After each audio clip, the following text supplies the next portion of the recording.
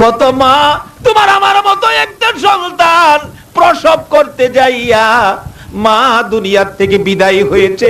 আবার রাসূল বলেছে, উম্মতেরা রে, এই মায়ের পায়ের নিচে তোমার জান্নাত। নবীর কথা মানবে যারা হবে জান্নাতি। বলুন, নবীর কথা মানবে যারা হবে জান্নাতি। না মানিয়া আবু জাহেল হইল দুজুকি, না মানিয়া আবু জাহেল হইল দুজুকি। নবীর কথা মানবে যারা হবে জান্নাতি, নবীর কথা মানবে যারা হবে জান্নাতি। না মানিয়া আবু জাহেল হইল দুজুকি, না মানিয়া আবু জাহেল হইল দুজুকি। আমার নবী বলেন, উম্মতেরা রে, এ মায়ের পায়ের নিচে তোমার জান্নাত। মা দরদি ডাকতেছে, ডাক্তার গো, তোমার দুইটা পায়ে ধরি, প্রয়োজন হলে কাগজে লিখে দিব, তুমি কোনো দায়ী হবে না। আমি মা বলতে চাই, একটা সেকেন্ডের জন্য যদি আমি আমার সন্তানের মুখটা দেখে মৃত্যুবরণ করতে পারি, আমি মায়ের জীবন সার্থক হয়ে যাবে। ডাক্তার বলেন, কি করব এখন? এই তো চিকিৎসা শুরু করলেন, বাচ্চা হলো ছেলে, মা পড়ে আছে। ডাক্তার বাহির হয়ে গেলেন, ভিতরে ঢুকলাম, বাচ্চাটা সোনার পুতুলের মতো চারটা হাত পাও নাড়ায়া ওয়া ওয়া করে কান্দে।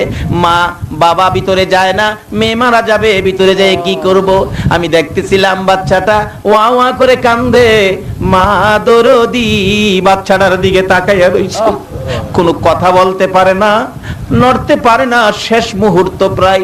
তার মা বাবা ভিতরে ঢুকলেন, মা বাবার দিকে তাকাইয়া ইশারা করে বুঝাইতে চাইতেছে মেয়েটা, মা বাবা গো, তোমরা কেন কান্দো?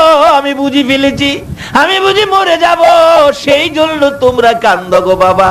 ও মা, ঠিক আছে, আমার আপত্তি নাই, আমার বাচ্চাটা জমিনে পড়ে কাঁদতেছে, তোমরা একটু আমার বাবারে কোলে নাও না। ইশারাই বুঝাইতেছে।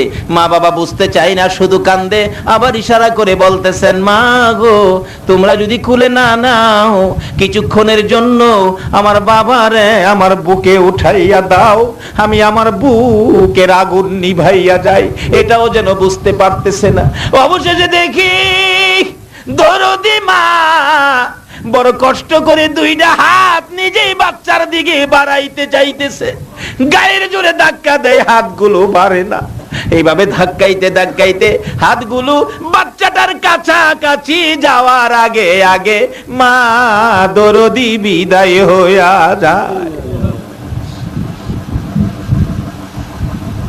এইভাবে কত মা সন্তান প্রসবের সময় দুনিয়া থেকে বিদায় হয়েছে। তাই আমার আল্লাহ বলেছে, হামালাতুহু উম্মুহু কুরহা ওয়া ওয়াদাতুহু কুরহা। তোর মা তোরে পেটে লইয়া কত কষ্ট করেছে আমি জানি রে। ও বান্দারা, তোমরা আমার নবীর কথা শোনো। আমার নবী বলেছেন, আল জান্নাতু তাহতা আকদামিল উম্মাহাত। সন্তানেরা রে, তোমার মায়ের পায়ের নিচে তোমার জান্নাত। মায়ের পায়ের নিচে জান্নাত একটু নমুনা দেখবেন, বাস্তবে মিলে বোঝা যায়।